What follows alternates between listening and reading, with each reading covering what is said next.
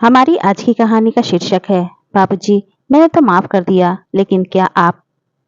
किशोरीलाल ताऊ ने वर्षा के कमरे के बाहर दरवाजे पर खड़े होकर आवाज लगाई। बहुरिया, आपके बाबूजी आए हैं, मिलना चाहते हैं आपसे। उन्हें बुला लूं अंदर?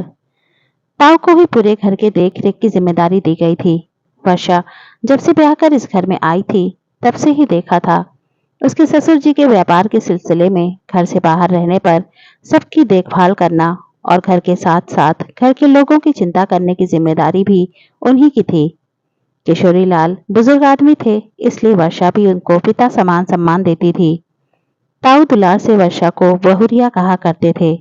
नहीं, जाकर उनसे कह दीजिए मुझे नहीं मिलना है, वो वापस लौट जाएं। बहुरिया जिद मत कीजिए, बेचारे इतनी दूर से कितनी बार आ चुके हैं आपसे मिलने। एक झलक देख तो लीजिए, पिता हैं आपके। कुशल क्षेम पूछकर चले जाएंगे। ताऊ जी, मैं जो कह रही हूँ वो जाकर उनसे कह दीजिए। मेरा उनसे कोई रिश्ता नाता नहीं रहा। उनके लिए मैं मर चुकी हूँ। मरे हुए से कौन मिलता है? भारी पैरों से ताऊ जी बाहर बरामदे की ओर लौट गए। आज तक वो समझ नहीं पाए थे कि बहुरिया अपने पिता से क्यों नहीं मिलना चाहती है। शाम को जब वर्षा दिया बाती लेकर तुलसी चबूतरे पर दिया जलाने घर के बाहर निकली, तो ताऊ हाथों में एक कागज का टुकड़ा लिए पास आकर खड़े हो गए। सफेद रंग की साड़ी पहने वर्षा संध्या के समय हाथ में जलते हुए दिए की लौ में साक्षात देवी लग रही थी। नसीब ने बेवक्त ही उसे वैधव्य का चोला पहनने पर मजबूर कर दिया था। 5 साल पहले ही वो लाल जोड़े पहने महावर लगे पैरों से ससुराल की देहरी लांघ कर गृह प्रवेश की रीत निभा कर आई थी। लेकिन हाय रे नसीब! क्या बात है ताऊ जी, कुछ कहना है क्या? नहीं बहुरिया, कहना नहीं है, बस ये देना था आपको। ये चिट्ठी आपके बाबूजी ने दिया था और कहा था कि मैं आपको दे दूं। वर्षा ने अनमने से ताऊ जी की हाथों से वो कागज का टुकड़ा ले लिया और अंदर चली गई। पूजा पाठ खत्म हो जाने के बाद वो अपने कमरे में जाकर अंदर से दरवाजा बंद कर लिया और धीरे से कागज के टुकड़े को खोला। पूरे पन्ने में बस 4 लाइन लिखा था। बेटा, माँ बाप ताउम्र बच्चों की गलती माफ करते हैं। क्या बच्चों का फर्ज नहीं बनता कि वे अपने माँ बाप के गलत फैसले पर पर्दा डाल दें, उन्हें उनके द्वारा किए गलती को माफ कर दे। मुझे माफ कर दे बेटा, ये बोझ लेकर मैं जी नहीं पाऊंगा। वर्षा कागज के टुकड़े को अपनी मुट्ठी में भींचते हुए फपक पड़ी। उस बंद कमरे में उसके दर्द को समझने वाला कोई नहीं था। आज सब उजड़ जाने के बाद बाबूजी को एहसास हुआ है कि वो गलत थे, लेकिन क्या फायदा? क्या बारिश जब फसल सूख जाए? वर्षा की झरती आंखों में एक बार फिर अतीत का दर्द झिलमिला गया। हायर सेकेंडरी की परीक्षा में उसने प्रथम स्थान प्राप्त कर पूरे खानदान की लड़कियों में अपना नाम सबसे ऊपर दर्ज करवा लिया था। समूचे गांव में माँ ने मिठाई बंटवाई। वर्षा के पैरों में जैसे पंख लग गए थे। उसे तो पढ़ लिख कर अपने पिता की तरह बैरिस्टर बनना था। शहर के सबसे अच्छे डिग्री कॉलेज में उसका नामांकन हुआ। फिर शुरू हुआ पढ़ाई का सिलसिला। कभी कभार नोट्स लेने देने के सिलसिले में वो अपनी एक सहपाठी के घर जाया करती थी। एक दिन वो बिना झुंझलाहट वर्षा के घर अपना नोट्स वापस लेने आ पहुंचा। फिर क्या था, चाचा, ताऊ, बुआ सब नाग की तरह फुंकार उठे। वर्षा के साथ उस लड़के को देख उन लोगों के खड़े नाक कट गए। माँ को बैठक में बुलाया गया और एक फरमान जारी हुआ।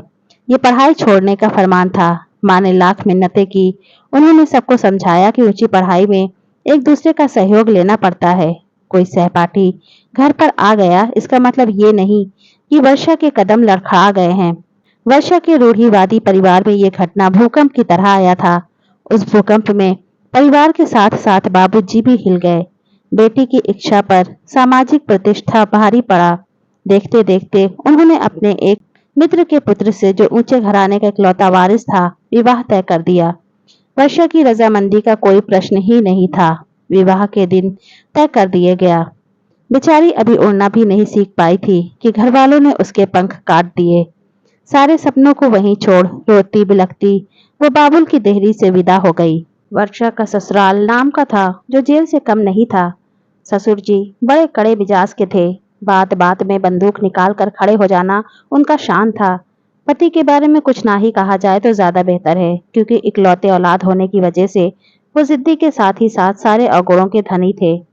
गौने के लिए मायका आई वर्षा ने माँ को सबका परिचय बताया।